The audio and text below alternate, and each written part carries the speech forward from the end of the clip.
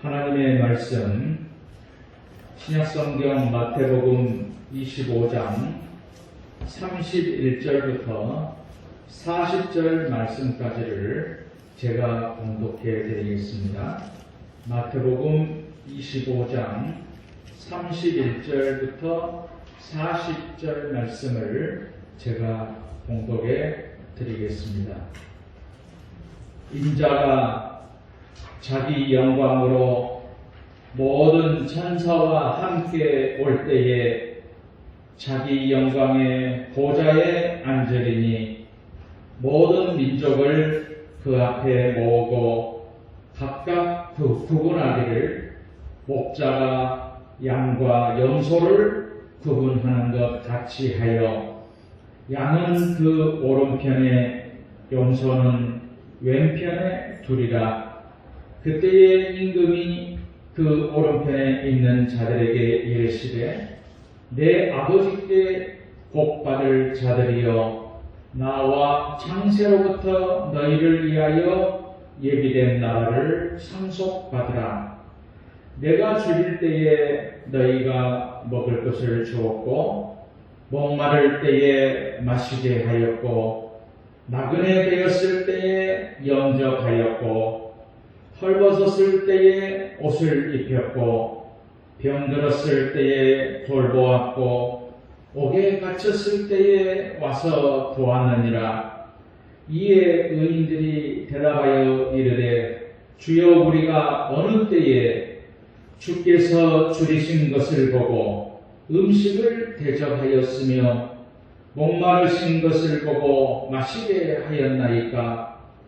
어느 때에 나그네 되신 것을 보고 영접하였으며 헐벗으신 것을 보고 옷 입혔나이까? 어느 때에 병드신 것이나 옥에 갇히신 것을 보고 가서 배웠나이까 하리니 임금이 대답하여 이르시되 내가 진실로 너희에게 이르노니 너희가 여기 내 형제 중에 지극히 작은 자 하나에게 한 것이 곧 내게 한 것이니라 하시고 아멘. 오늘은 지극히 작은 자에게라는 그런 제목으로 말씀을 드리도록 하겠습니다. 우리는 오랜 시간 예수님을 믿었습니다. 예수님을 나의 구주로 신앙을 고백합니다. 그래서 주기도문을 낭독하고 사도신경을 고백합니다. 그러면서 우리는 믿음으로 살아갑니다. 그리고 주님을 사랑한다고 고백도 합니다. 그런데 주님을 얼마나 사랑하느냐 하는 것이고 주님을 어떻게 사랑하느냐 하는 것입니다. 혹시 내가 좋아하는 방법으로만 사랑하는 것은 아닌가? 나의 구주가 되신 예수님을 사랑한다는 것을 무엇으로 증명할 수 있을까? 오늘 성경은 너희가 나를 사랑한다는 것을 보여달라고 요청하고 있습니다. 오늘 본문 말씀은 이렇게 시작을 합니다. 오늘 본문 31절에 인자가 자기 영광으로 모든 천사와 함께 올 때에 자기 영광의 보좌에 앉으리니 모든 민족을 그 앞에 모으고 각각 구분하기를 목자가 양과 염소를 구분하는 것 같이 하여 양은 오른편에 염소는 왼편에 둔다고 말씀하십니다. 이 말씀은 주님께서 영광의 보좌에 앉으셔서 모든 민족을 심판하신다는 내용입니다. 이 말씀은 이런 내용이에요. 첫째는 주님은 영광스럽게 천사들과 함께 재림하시고, 둘째는 양은 오른편에 염소는 왼편에 나누신다고 하십니다. 그리고 오른편에 있는 양들에게 말씀하십니다. 34절에 보면 그때의 임금이 그 오른편에 있는 자들에게 이르시되 내 아버지께 복을 받을 자들이여 나와 창세로부터 너희를 위하여 예비된 나라를 상속받아라. 내가 줄일 때에 너희가 먹을 것을 주었고 목마를 때에 마시게 하였고 나그네 되었을 때에 영접하였고 헐벗었을 때에 옷을 입혔고 병들었을 때에 돌보았고 옥에 갇혔을 때에 와서 보았느니라 라고 말씀하십니다.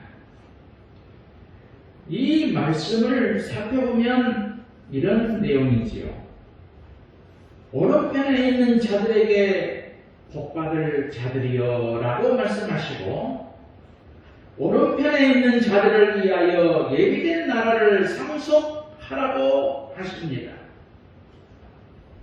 예수님이 줄일 때에 먹을 것을 주었다고 하시고, 목마를 때에 마시게 했고, 예수님이 나그네 되었을 때에 영접했습니다.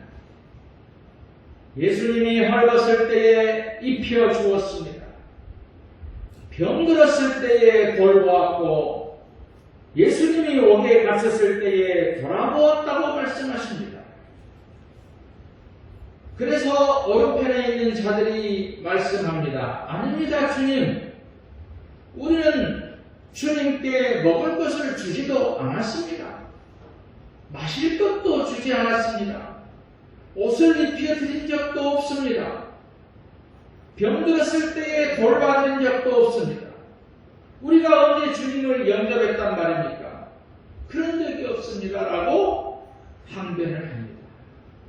이때 우리 주님께서 놀라운 말씀을 하고 있는데, 그것이 오늘 40절의 말씀이죠. 임금이 대답하여 이르시되 내가 진실로 너희에게 이르노니 너희가 여기 내 형제 중에 지극히 작은 자 하나에게 한 것이 곧 내게 한 것이니라 라고 말씀하십니다. 지극히 작은 자에게 한 것이 예수님에게 한 것이라고 말씀합니다. 여기서 말하는 지극히 작은 자는 누군가의 도움이 필요한 사람을 말합니다. 소외되고 힘없는 사람이죠. 보잘것없는 사람입니다.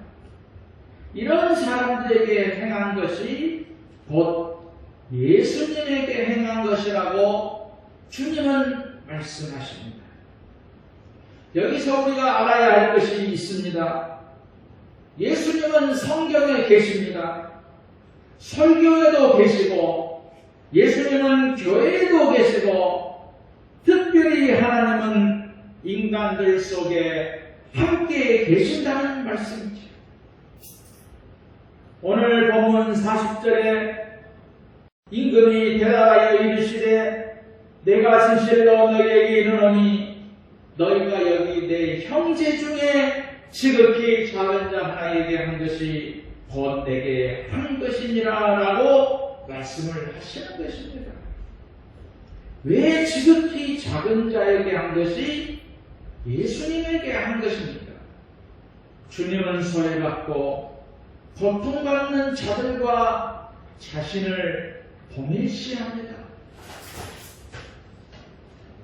세상에서 보잘것없다고 멸시당하는 자들을 내 형제라고 부르십니다. 잠언 말씀에도 가난한 자를 불쌍히 여기는 것은 여호와께 구워드리는 것이라고 말씀을 하고 있습니다. 주님은 고난받는 형제들이 당하는 고통을 나누시는 분이십니다. 그러므로 지극히 작은 자들에게 자비를 베푼 사람들은 이 세상에서 가장 큰 분이신 예수님에게 자비를 베푼 것과 같다는 것입니다. 그러면 우리가 여기서 생각해 볼 것이, 행하지 않으면 구원을 받지 못한 것인가? 라고 하는 것입니다. 주님은 분명하게 말씀합니다. 지극히 작은 자를 어떻게 대했느냐에 따라서 영생에 들어가고 영벌을 받게 되는 것이라고 본문 46절은 말씀하고 있습니다. 그들은 영벌에, 의인들은 영생에 들어가리라 하십니다. 근데 이 말씀은 정말 중요한 말씀입니다. 지금 예수님께서 말씀하시고자 하는 것은 선행으로 구원을 얻는다는 것을 말씀하시는 것이 아닙니다. 하나님을 믿는다고 하면서도 이웃을 사랑치 않는 위선된 잘못된 신앙을 지적하고 있는 것입니다. 신앙 고백과 삶이 너무나 다른 것을 말씀하고 있는 것이죠. 사랑의 사도 요한은 요한일서 4장 20절에 이렇게 말씀을 했습니다. 누구든지 하나님을 사랑하노라 하고 그 형제를 미워하는 이는 거짓말하는 자니, 보는가 그 형제를 사랑하지 아니하는 자는 보지 못하는가 하나님을 사랑할 수 없느니라 라고 말씀합니다. 하나님을 사랑한다고 하면서 이웃을 사랑하지 않는 신앙은 하나님을 사랑하지 않는다는 말씀입니다. 하나님과 이웃사랑은 함께 한다는 것입니다. 우리는 예수님을 믿음으로 구원을 받습니다. 믿음과 우리의 삶은 같아야 한다는 말씀입니다. 행함과 믿음은 언제나 함께 간다는 말씀이지요. 하나님이 기뻐하시는 믿음은 신앙 고백과 삶이 같아야 하는 것입니다. 그 당시에 유대인들의 신앙 모습이 어떠했습니까?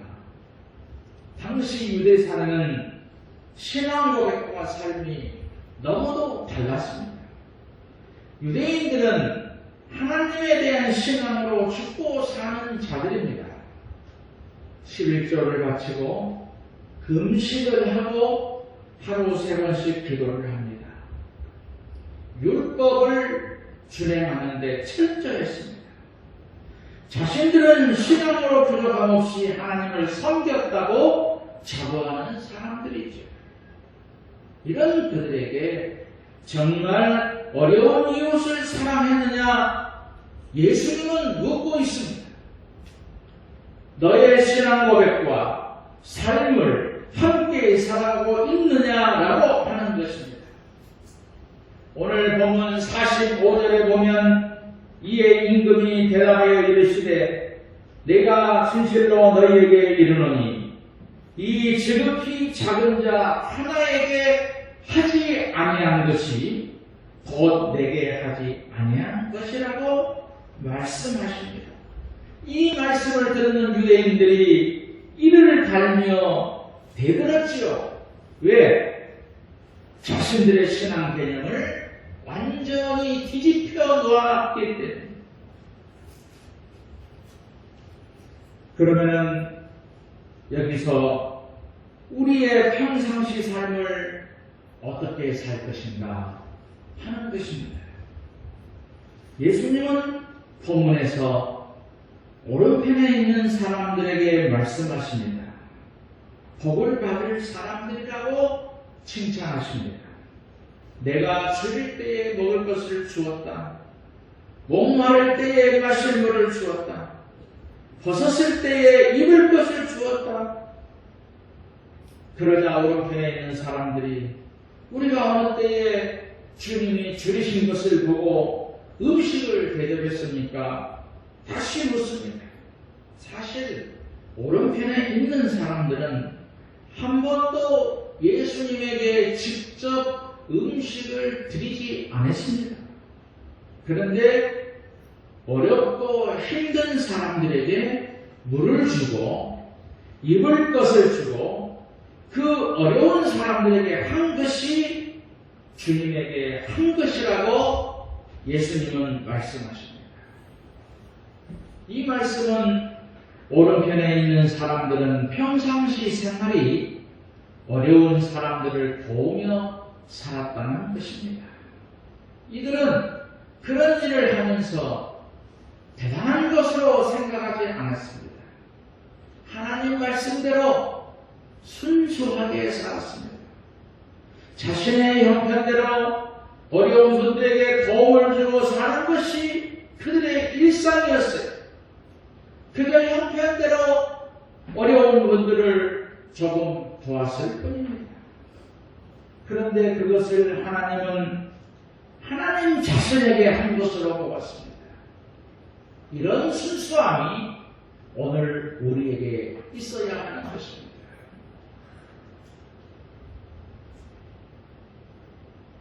최재형 감사원장의 이야기가 있습니다.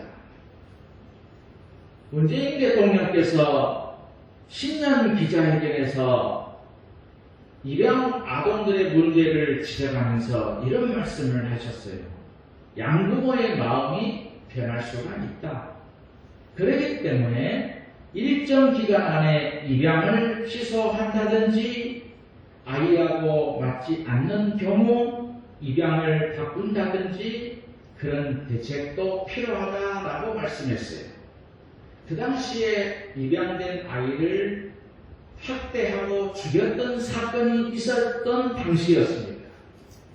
그리고 인터넷에 보면 최재형 감사원장을 보고 배워야 된다라는 의견이 쏟아졌어요.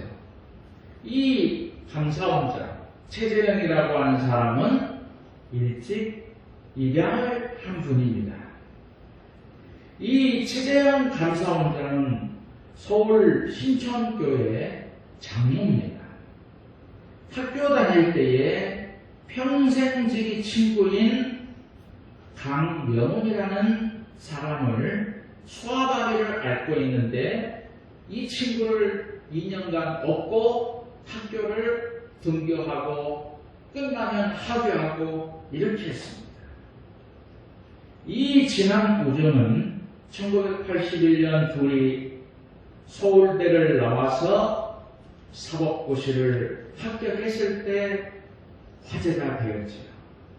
눈이 오면 강의실까지 가기 어려울 것이라고 생각하고 아침 일찍 찾아가서 업고 가는 최재형이를 볼 때에 강명훈이라는 사람은 사랑을 느끼지 아니할 수가 없었습니다. 그래서 그때마다 이 강명훈이라는 소아마비 친구는 로마서 말씀을 외웠습니다. 내가 헬라인이나 유대인이나 야만인에게 모두 빚진 자니라 라는 바로 이 사도 바울의 고백을 늘 마음에 두고 살았습니다. 그래서 강명훈 이 소아마비 친구는 변호사지만 빚진 자의 마음으로 살아가고 있습니다. 최재형 원장은 두 딸이 있습니다. 그 후에 아들 둘을 입양을 했습니다. 첫째 아들은 해군에 입대를 했고 둘째는 중국에 유학을 보냈습니다. 둘 다 훌륭한 인재로 키우고 있다는 것입니다. 이 부부는 지극히 작은 자를 섬기는 삶을 살아왔어요. 하나님의 말씀을 일상처럼 살았습니다. 오늘 우리도 냉수 한 그릇을 나누는 일상의 생활을 하나님께서 원하고 계신다는 것입니다. 그것이 우리 그리스도인들이 살아갈 길입니다.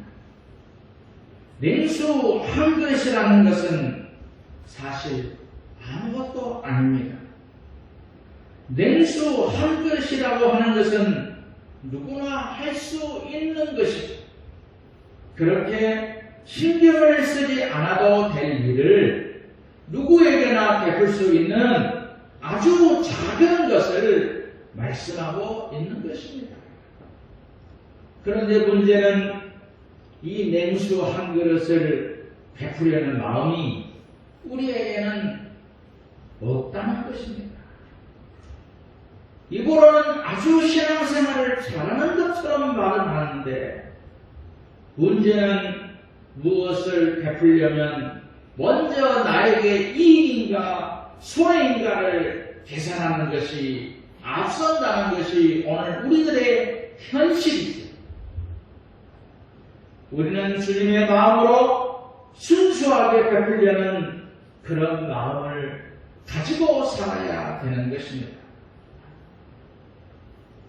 스위스 바젤에 성 마틴 교회가 있습니다. 그 교회 입구에 보면 정면벽에 로마 군인으로 예수를 믿었던 마틴의 조각상이 있습니다. 어느 추운 겨울날 마틴이 도시에 들어가는데 거지 한 사람이 동량을 달라고 구걸을 했습니다.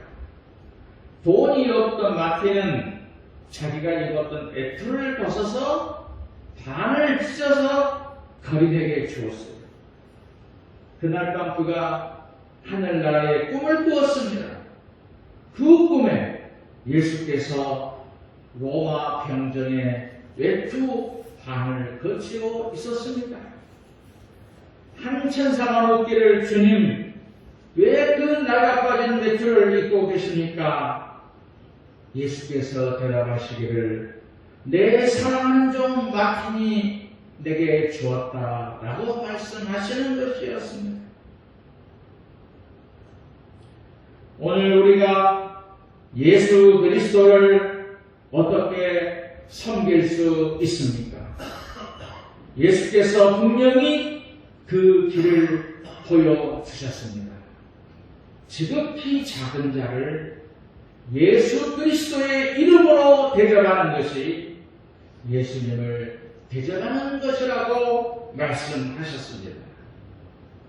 냉수 한 그릇을 나누려는 마음이 이 종말을 살아가는 오늘 우리들의 신앙이어야 하는 것입니다.